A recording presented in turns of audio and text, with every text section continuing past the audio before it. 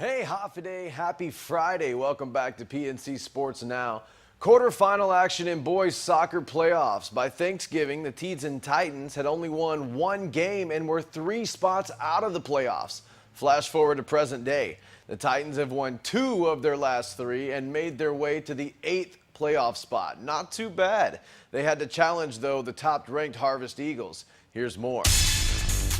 The PNC Budweiser Sports Report with top headlines and action of all your favorite local sports.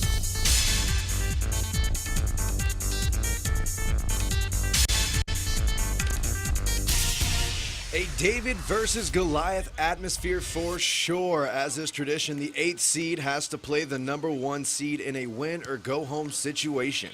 Both teams in this one playing for their seasons and knowing what is at stake. The Harvest Eagles, no doubt, are going to look to right some wrongs from their last and only loss on the season that came last week at the hands of the George Washington Geckos. Harvest with a chance here, but saved by the Titans goaltender. Eagles with the breakaway and some room, but can't quite finish out the shot. Easy save in goal yet again by Teedson. The Titans defense holding strong this time. Harvest gets some opportunities to start the second half, and they are able to capitalize on those opportunities. They get a turnover off the corner kick. That sends the offense strongly down the field, and the open pass, a breakaway for the Eagles. Only the goalie to beat. Nice chip shot. That one's up and over the goalie's head. Little trickery there. Easy score. The Harvest Eagles notch another one on the scoreboard. Titans have a chance to reset with a goal kick. However, the Harvest Eagles had other plans. Short kick to the midfield. That was a mistake. Never saw the Harvest Eagle attacker. Costly mistake here. The shot. Goal for Harvest. The top-ranked Harvest Eagles will win easily in this one over the Teeds Titans. They do so by way of shutout. 11-0. The final in this one. The Eagles will advance to the next round. The Teeds Titans go home. This sports report was brought to you by Budweiser. Grab some buds. Coach Bobby Kanata of the champion George Washington Lady Gecko volleyball team knows what it takes to win. I was actually able to have lunch with Coach and some of her players this afternoon. Here's what happened. Thank you so much for having us in your classroom. Oh, you're so welcome. Nice. Yeah, so, okay, it's welcome. Like you're home away from home. Right. So I appreciate you welcoming us in. Volleyball is, pretty much that's life for you, right? Right, yeah. Volleyball has been for a long time. Just talk a little bit about that.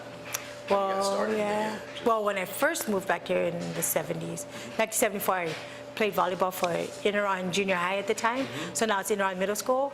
And then that's when I first got introduced, and then went to came to GW in the 70s, late 70s. So, and at the time there was still only 2 major public schools. That was JFK and GW. So, and at the time we had 2 varsities and 2 JVs. One was a Gecko, one was a Warrior, and I was a Warrior. So, and we won it 3 straight years then. So after you played in high school, what was the path that you took to coaching? How did you get into coaching? The late Blaine Afeisen, I coached alongside with him at Notre Dame for 1 year, and I was also for Guam Volleyball Federation. I started out as tournament liaison, and then I moved up to secretary, then I moved up to vice president, and then eventually became president. I was the president for 6 years, and then up until the 99 SPG games, and I ended my term there.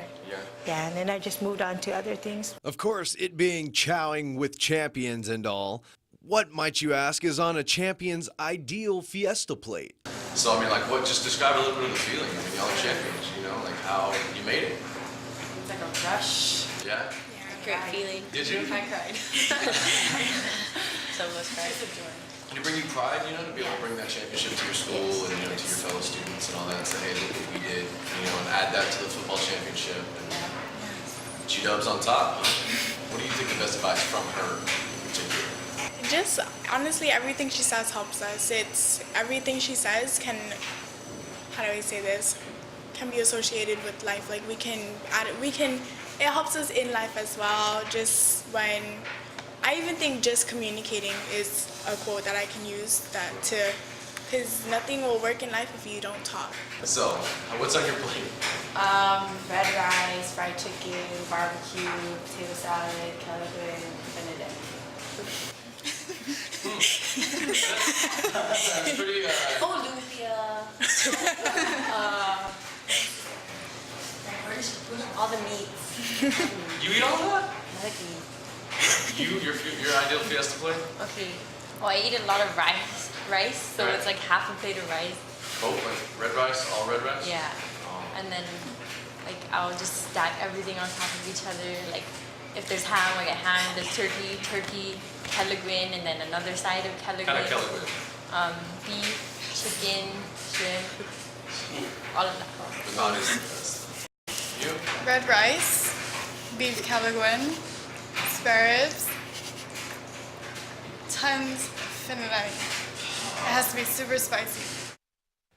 Want to say thank you so much to Coach Kanata and her team for having us out to lunch this afternoon. Thanks a lot, ladies. It was great. Obviously, at Balutan, if you saw the teas, you saw red rice all day. Until Monday, have a great weekend. My name is Blake Watson. I'll see you at the game.